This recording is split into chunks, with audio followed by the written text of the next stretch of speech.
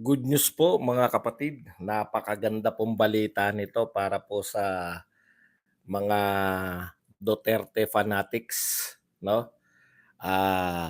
Iglesia ni Cristo po nag-announce ngayon 4:30 sa kanilang programa na sa ganang masa o hindi pala sa ganang masa 'yan, no, yung kanilang program. Nalalahok, magsasagawa po, hindi po pala lalahok, sila po ang magsasagawa, 'no?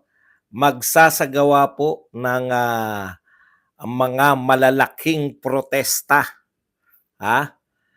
Magsasagawa po ng malalaking protesta, ito pong, Iglesia ni Cristo, laban po dito sa impeachment ni VP Sara Duterte. Ayan. Yung pong, kung mapapansin niyo po, isa po sa tinitignan natin critical po yung, hindi naman siguro sa EDSA, hindi natin alam kung saan sila pupunta. Tayo ay, susubaybay 'no, iko-cover po natin 'yan kung tayo po ay, papayagan ng mga kapatiran ng Iglesia ni Cristo ay, kung tayo po ay papayagan na mag-cover ng event na 'yan, siguro naman marami na tayong mga kaibigan na Iglesia ni Cristo. Kasama po diyan si, Congressman #1 Senator natin Marcoleta. Mapayagan sana tayo 'no, na i-cover 'yan para makita naman po, ma-inspire naman yung ating mga kababayan. Ayan, talagang, yung isa po sa mga factor na sinasabi ko na kulang sa nagaganap na EDSA Shrine Rallies, yun po yung factor, religious factor, 'no, na hinahanap natin sa mga, kaparian ng, kaparian Katoliko nung yung presensya ng, isang, cardinal sin. Ngayon po, mukhang hindi po sila. Mukhang hindi po mukhang tinalikuran po ng simbahang Katoliko yung kanila pong, isa sa kanilang tungkulin 'no, na maging, isa sa mga leader. 'Pag may mga katiwalian sa pamahalaan, lagi po nariyan yung mga kaparian. Ngayon po kakaiba, 'no, ayan. Kasama naman po mga iglesia, Tunying, si Marcoleta, wala pong problema diyan. Bakit? Wala naman pong kulay yung ano, tayo naman po ang tinitignan natin ay makita na, finally ng lahat ng sektor, ano man ang yung pinaniniwalaan 'no, na hindi po karapat-dapat yang, impeachment ni VP Sara. Yun lang naman po. At tandaan natin, mga maliliit na tagumpay, na-appreciate po natin 'yan. Okay.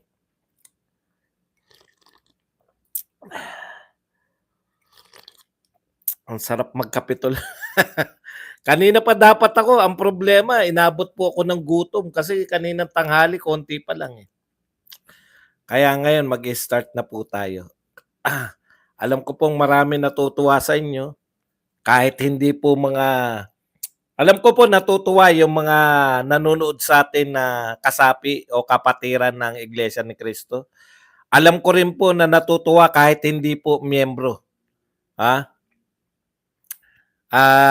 Yung kay OJC always support naman po 'yan sa ating Vice President, 'di po ba? Given na po 'yan na nagsusuportahan po yung KOJC tsaka yung mga Duterte. Hindi na po lihim 'yan. Ngayon ito po yung actually hindi naman po nila sinasabi nga nila, sinusuportahan nila si Pangulong Marcos doon sa panawagan na 'wag nang mag-impeachment. Tayo naman,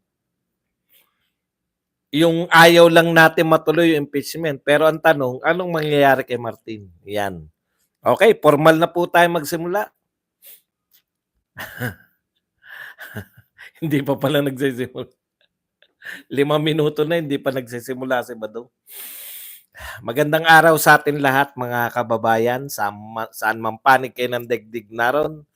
Dito na naman tayo sa another episode ng ating vlogs, Badong Aratilis po. Pag-uusapan natin ngayon, ito po, no? Nagpahayag na po itong mga Iglesia ni Cristo na naghahanda na po sila sa malalaki mga hindi po minsan to sa mga malalaki. Pakibalik po moderator ni Kap Elsar. Ano? Bakit nawala si Kap Elsar bilang moderator? Sobra naman. Kap Elsar, ano nangyari sa'yo? May nagtanggal sa'yo. Mamaya pag nag-comment. Pag-usapan po natin, ito po, no, nakakatuwa pong pangyayari. Announcement po kanina yan sa ganang bayan na programa ng sa Net25 na pag-aari po ng Iglesia ni Cristo ay in-announce po nila na naghanda po ang iba't ibang lokal, no, ng malalaking rally, hindi po isa. Malalaking rally.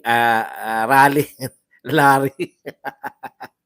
Sa ganang mamamayan pala, correction. Nakakatuwa po dahil sa kabila po ng mga paninindigan nitong mga katropa ni Dilima. Yan po yung mga dilawan. Dilawan, kakamping. At eto sinundan po, 2 araw po. 2 araw po na impeachment, nagsampa na impeachment, sinundan ng Makabayan Black. Nakakatuwa pong mapakinggan na meron pong malaking grupong panrelihiyon na alam naman natin na hindi na po maitatanggi na ito pong Iglesia ni Cristo. Pag kumilos po to, talagang alam mo, Wilfred Ray, Oris, huwag ka namang intriga.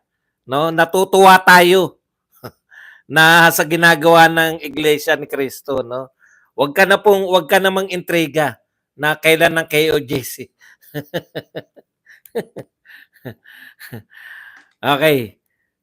Mga kapatid, nakakatuwa po to kasi buong akala natin talagang mahihirapan tayo kasi buong akala natin ay matutuluyan talaga, no? Ngayon po nagpahayag na po ang Senate pro tempore, kahit po pinagbawalan sila, no? Senate pro tempore na si Jinggoy na mahihirapan na maikalendaryo 'yan, no? Pero kasi kahapon lang si Aimee mismo nagsabi na ito ay manang sa Aimee nila, no? Sa kanyang pinsan, nagpahayag na yung Pangulo. Nagpahayag yung Pangulo na ayaw niya ng impeachment, bakit tuloy-tuloy pa rin dito sa Kongreso, no? At ang mga pronouncement po ng mga congressman ay i-entertain nila pag meron nagbigay, no? Parang ang batas po sa mga congressman o ang leader lang talaga nila na susundin si Martin, no? Hopeless. Ayan. Kulang po kayo, hindi pa nga in-announce kung kailan na rally. Pero makakaasa po kayo, sana ay payagan nyo rin kami mga Duterte vloggers na i-cover yung inyo pong pagrarally, no? Game changer to sa aking pananaw. Game changer po to dahil tatandaan po natin ito pong ito pong Iglesia ni Cristo. Sa lahat po 'yan hanggang mula election pambarangay, pang mayor, pang senador, congressman, lahat po 'yan. Lahat po ng mga kandidato natin ay wala pong ligtas yan na lahat po naghangad ng endorsement ng Iglesia ng Cristo. Ganun po yung na-establish nilang kung matatawag itong power, no, political power. Pero yan na yun eh, no? Alam natin bagamat hindi walang formal na alam ko yung Iglesia ni Cristo may ibang paliwanag diyan eh. Pero sa atin mga political analyst, opo, tinawag ko ng sarili kong political analyst kaysa naman sa mga tukmol. Sa aming mga political analyst, kita natin yung kapangyarihan pampolitika ng Iglesia ni Cristo. Ngayon, ito po ang katotohanan, no?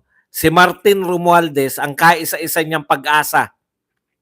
Yan lang po ang pag-asa ni Martin eh. Ma-eliminate, no? Hindi po eliminate na mategi ah. O yun nga ang nakakakaba pala tuloy.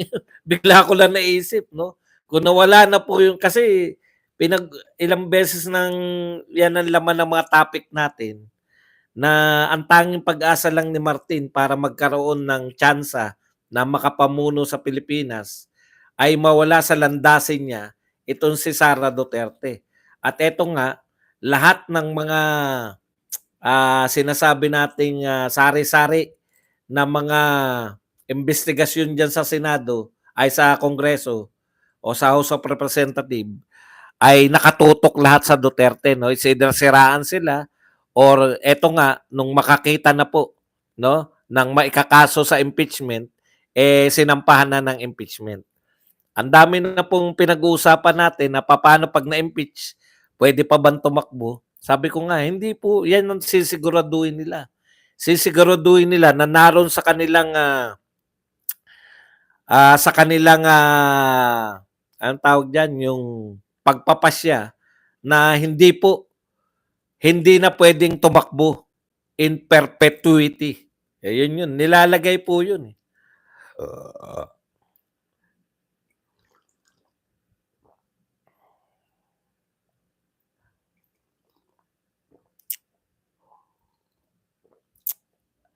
Okay.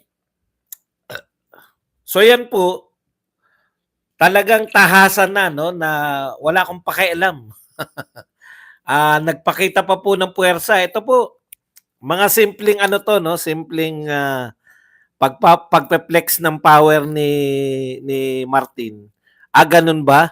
Ayaw nyo ba kaming magtuloy na ano? Eto mga general, no? May picture kami. Ganyan na ganyan si Apo Lakay, Apo Marcos nung kasagsagan na ng ano, ng mga marami na pong nagrarally against Ferdinand Senior. Mahilig po yan magpakita ng mga nasa likod niya. Literal na nasa likod niya yung mga general sa mga picture. Si Martin, nagtataka ko. Hindi naman po siya ang pinuno ng Pilipinas. Pero bakit parang minsan hindi mo na maintindihan eh. Ayan, no? Yung sinasabi ni Amy na wala kayong respeto sa kahilingan ng Pangulo mismo. Sila mismo. Okay. Etong move ng INC, actually maganda po para sa ating mga Duterte yan. Kasi una, tingin ko walang maglalakas loob na congressman na banggain niyang na sabihin tuloy pa rin namin to, no? Alam ko 'yan. Alam ko ang kahinatnan niyan, no? It's either ibasura nila outright. Baka bukas lang ibasura na ng mga ano, no? Baka ibasura nila. Pero kinakailangan po kahit ibasura na nila yan sa mga kapatiran ng Iglesia ni Cristo, ituloy pa rin ninyo yung rally para makita po ng mga nasa pamahalaan na seryoso kayo. No? Kasi halimbawa, binasura nila yung impeachment. Tapos bigla nyong inatras yung inyong rally. Sabihin, wala na tayong pagrarallyhan kasi inatras na nila impeachment. Opo. Hindi po namin sinabi na umanib sa amin yung Iglesia ni Cristo. Ikaw lang naman nag-aano eh, bastos ka pa. Pusit pa tawag mo. Pero ang importante, mayroong malaking, mayroon pong malaking religious group na tutol sa panggigipit sa mga Duterte. Oh. Ang ibig nyo sabihin, sabihin nyo lang na, oh, hindi naman yan para kay Pusit. Eh ano ngayon? Ito ay pagkilos ng Iglesia ni Cristo. Hindi namin sinabi na sinusuportahan nila. Pero sino po ang makikinabang dito? Bayan. Kasi kayo, tignan nyo yung utak nyo. Ganun na lang sa inyo eh. Anti-Pusit kayo, kaya wala na kayong pakialam kung maganda ba to sa bayan o hindi. Para sa kapayapaan, ang linaw ng sinabi.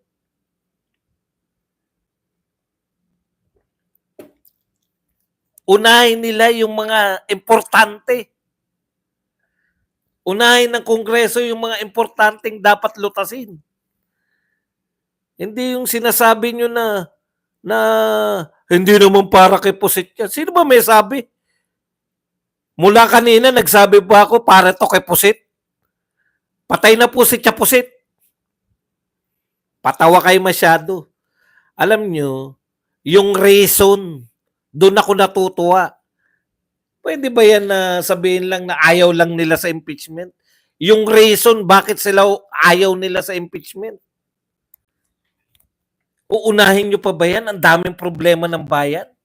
Oh. Wag nyong sabihin na bawal kaming matuwa. Kung kayo, nuknukan na kayong wala na kayong kasiyahan.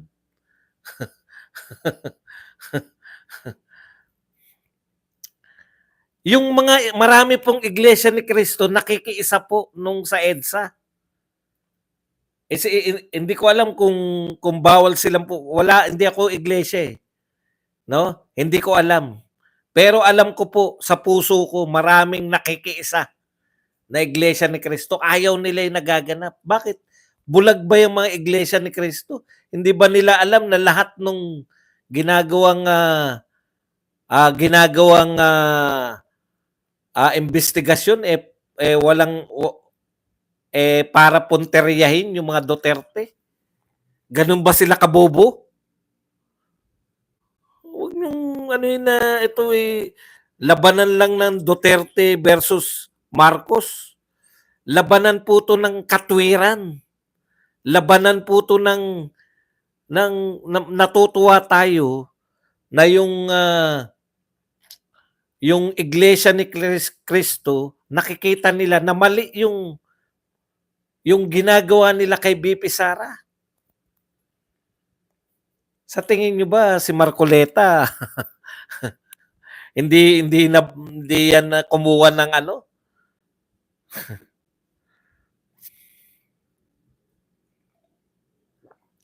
BBM wala na eh. Si BBM wala na yan eh. Wala na talaga tong pamilya Marcos, hindi na to makakaulit. Ang may problemang malaki ngayon, itong si Martin. Ngayon, tignan nyo, bakit tayo natutuwa? Kung sakasakali na hindi pa rin sumunod si Martin at ang kanyang mga congressman, no? Kung sakasakali na hindi pa rin sila sumunod sa Pangulo, biruin nyo, ako pa magsasabi na sumunod kayo sa Pangulo. Tapos kayong mga nagsasabing supporter ni Marcos, ayaw nyong sumunod. Gusto nyo ma-impeach si Sara? Ganun na kayo kawalang katwiran. Nabubuhay kayo sa at all cost. Hindi nga namin alam kung si Marcos ba sinusuportahan nyo o si Martin. Yung ambisyon ba ni Martin o si Marcos pa eh. Napakasimple lang.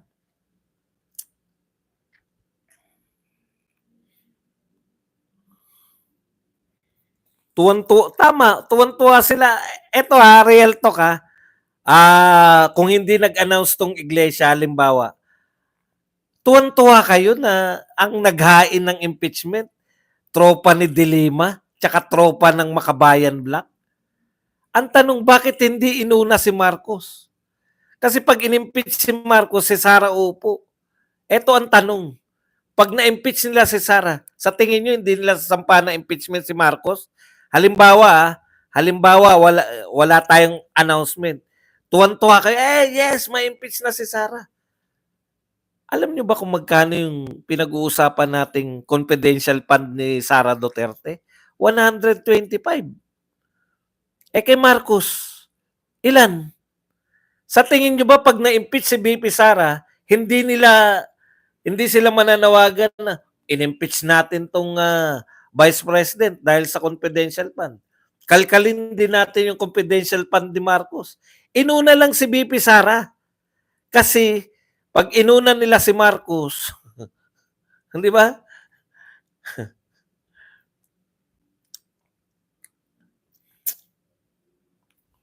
Okay, ako po nanood. Pinanood ko po yung panawagan nila. Paulit-ulit nga sila. Sinusuportahan namin si Pangulong Marcos sa kanyang panawagan na itigil yung impeachment. Pero yun nga yun eh. Yun nga po yung katwiran eh. Kahit na ano kang pinaniniwalaan mo, doon nga ako believe eh. Di ba? Pero itong mga BBM supporters ko no, gusto nila ma-impeach si Sara. Bakit nyo pa tinawag na BBM supporter kayo kung ayaw nyo naman sundin si Marcos? Hindi nyo alam eh. May nakukote nyo eh. Martin kasi ang gusto nyong ipaglaban. Martin. Wala nagsasabing walang ground. May ground kayo lahat. Pwede nga kayo mag-imbento ng ground eh. Ano bang pinagsabi mong walang ground? Ang sinasabi namin dito, yung Iglesia ni Cristo, naghahanda na ng rally kasi ayaw nyong tumahimik sa impeachment. Ngayon, pag yan, nasimulan po ng Iglesia ni Cristo, mananawagan na rin yan. Pwede ba tigilan na natin kaimbestiga? Nang wala naman, atupagin ninyo yung, kasi nakita nila yung power eh. Makikita nila yung kung gaano ka-effective eh. Alam nyo, nakialam sila, ibig sabihin, matagal silang hindi nakialam sa mga yung endorsement ng politika. Huli nila in-endorse si Danding na todo eh, 'di ba? Yung sila mismo talaga. Okay. Lahat po ng susuporta na anti-impeachment, babatiin natin 'yan at pasasalamatan.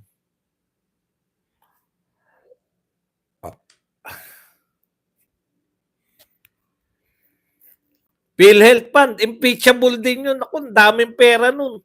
Ano ba akala ninyo titigil yung mga yan?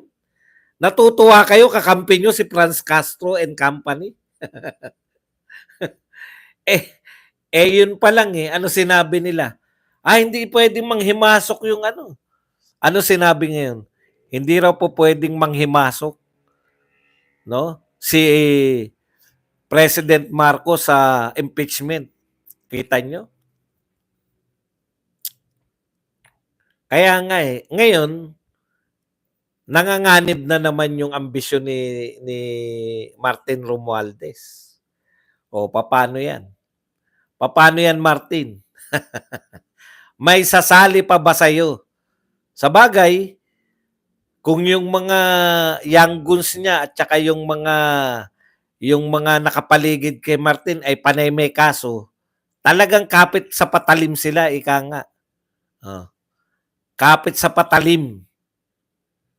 Titignan natin ngayon. Hindi pa nagsasalita si Martin eh. Dati yan automatic. Pag si President Marcos nagpahayag, magsasalita si Martin na support. Meron pa nga resolution yan. Magre-resolution pa sila na sinusuportahan si Marcos eh. Pero ngayon hindi. At saka matitigil na po yung mga binabalak pa nila. Katulad ngayon, nag-privilege speech po si Barbers. Alam niyo po ba? Na may privilege speech si Barbers ngayon. Binabanatan yung mga narco trolls ang tawag. Pauso. Yung mga narco trolls. O na may nagpopondo raw sa mga trolls na vlogger, etc. Alam nyo, napakamakapangyarihan mo, barbers, no? Congressman ka, ang kalaban mo, vlogger lang, nagiging katawa-tawa ka na. Nag-privilege speech ka pa. Bakit presidente ba ng Pilipinas? Kung yung dating presidente ng Pilipinas, kung yung vice president, nagagawa ninyong sigawan eh. Sinasabihan nyo ng pusit. Sinasabihan nyo na yes or no lang ang dapat isagot. Kaya nyong harapin yung dating presidente at kasalukuyang vice president.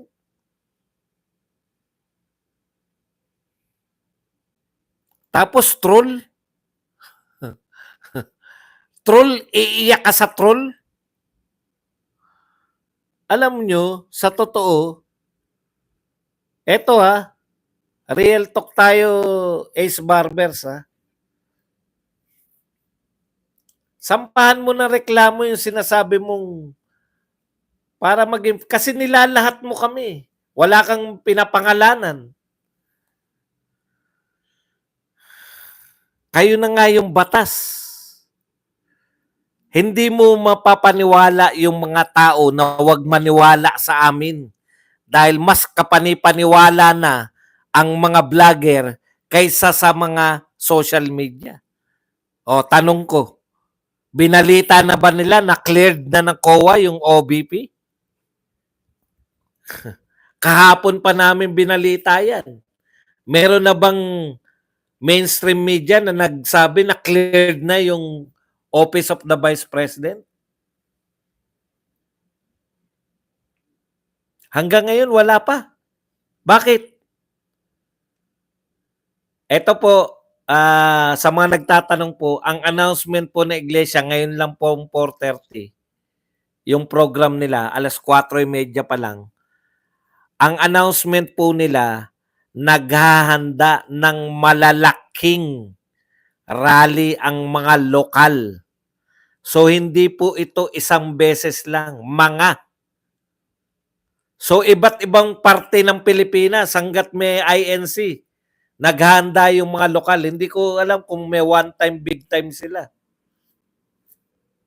Baka serye rin to. Hanggang hindi sumusuko si Martin.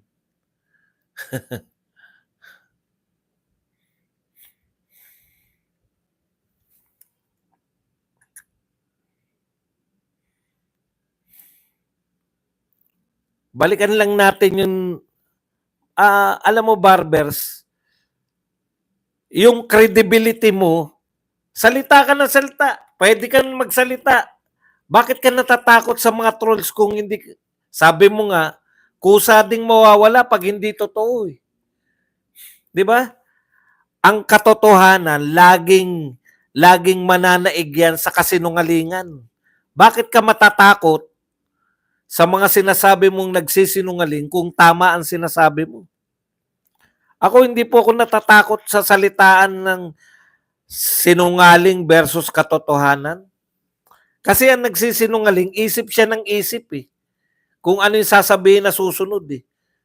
Tapos, eto bang sinabi ko, tama, pareho nung sinabi ko nung nakaraan? Mahirap po yung buhay ng isang sinungaling. Samantalang pagtapat ka, no?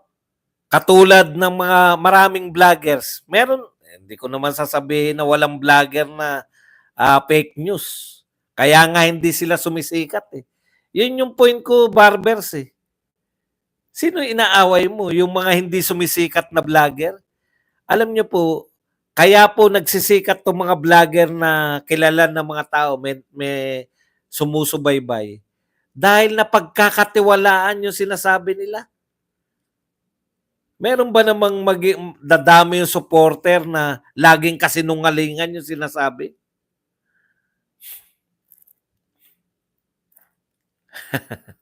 Ikaw, Michael, mag-research. Ikaw ang mag-research. Alam mo ba kung ilang milyon lang punuin yung EDSA?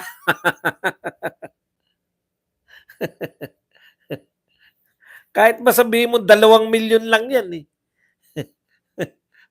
Alam mo ba kung gaano karaming 2 milyon? Ikaw ba nakakita ka na pag may mga activity yung Iglesia ni Cristo nung wala pa po yung ano, yung wala pa po yung Philippine Arena. Pag may activity po yung Iglesia ni Cristo dito po sa Central, alam mo ba kung gaano karami tignan yung Iglesia ni Cristo? Huwag mo maliitin yung dami ng Iglesia ni Cristo. Dahil yan, solid yan. Hindi yan katulad nating mga Katoliko. Nananawagan si Cardinal Sin. Oh, kayo na lang Cardinal.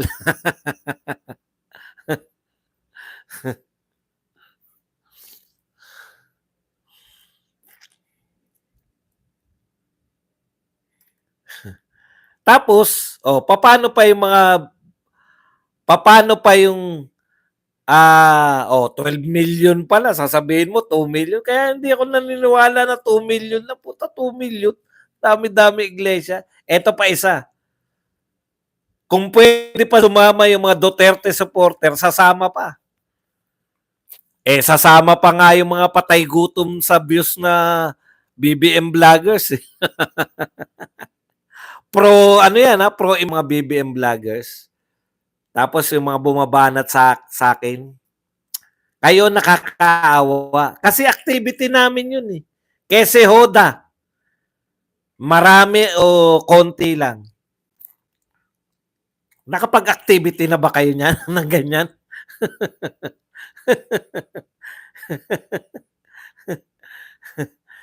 Kese Hodang onti lang ang dumadalo sa mga patawag. At least activity namin yung dinadaluhan namin. Kayo, bakit kayo pupunta ron? Nakikain pa kayo. May nakikain pa raw.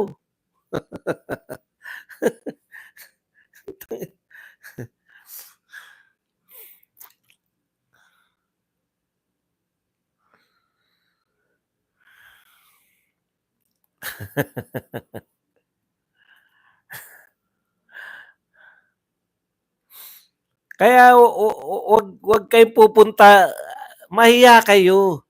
Kung patay gutom kayo sa views, magkaroon naman kayo ng hiya. 'Di ba? Ba't kayo sasama sa amin alam nyo pro Duterte yun. O dito, sa iglesia, sasama rin kayo. Kasi sinabi nila, anti-impeachment tong rally na to.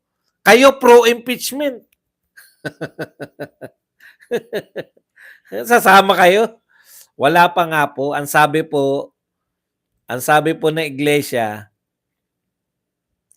ayon sa Net25, ganang mamamayan, sa ganang mamamayan, naghahanda na po naghahanda na po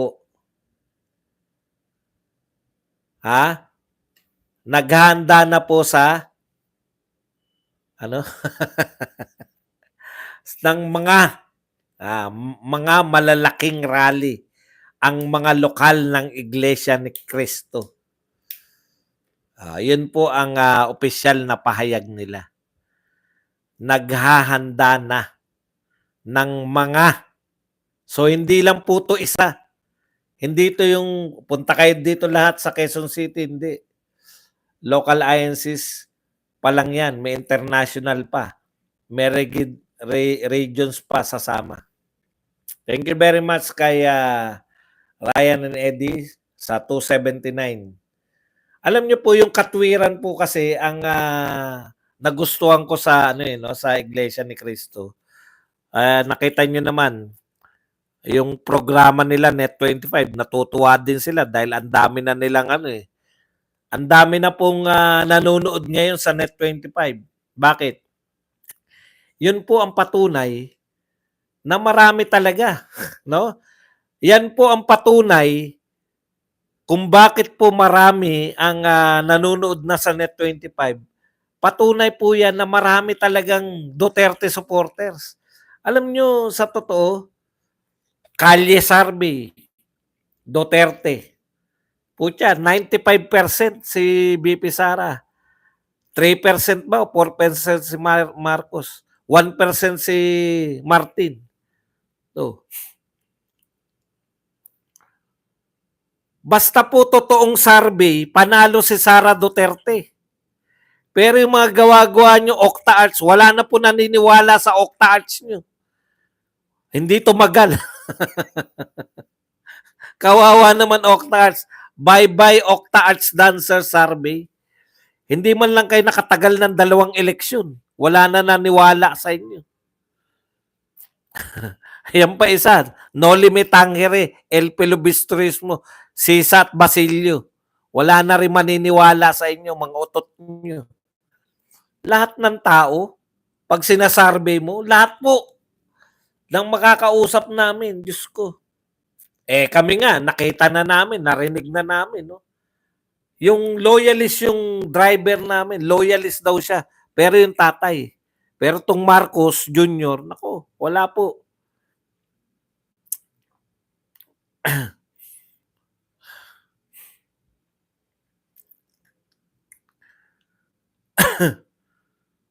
Ayan, the apricot, natutuwa siya. Sana matin na raw yung nanay niya kasi malamang iglesia sila. Yan po yung kulang eh. 'Di ba? Kanina diniscuss ko sa mga hindi po nakapanood, nagpunta kami na EDSA, diniscuss namin yung kung bigo ba yung EDSA. Sabi ko may kulang lang. Ang kulang yung panawagan ng mga religious group.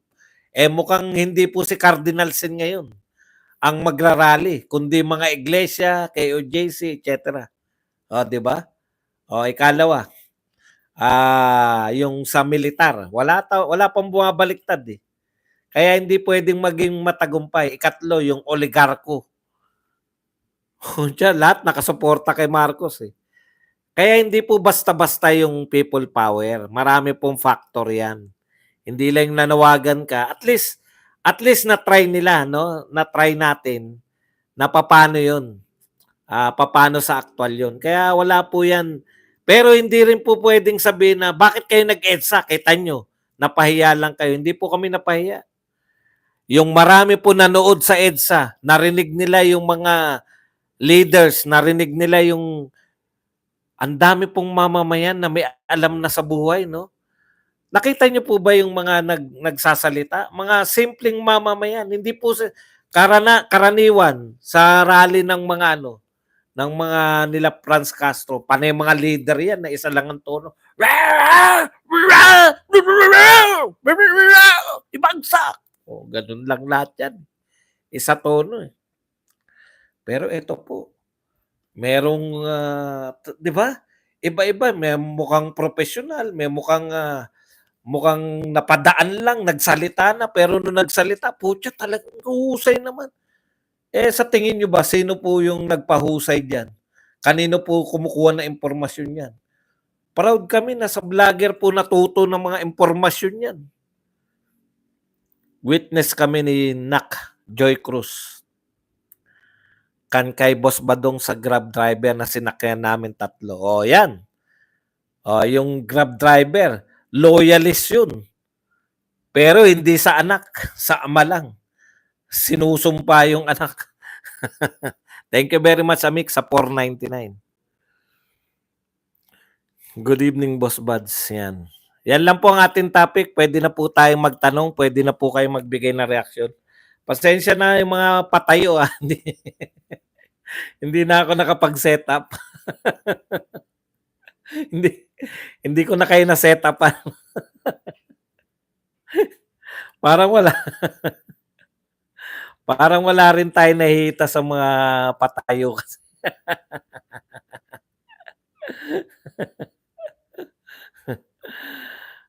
Ano na po tayo? Comment na po kayo.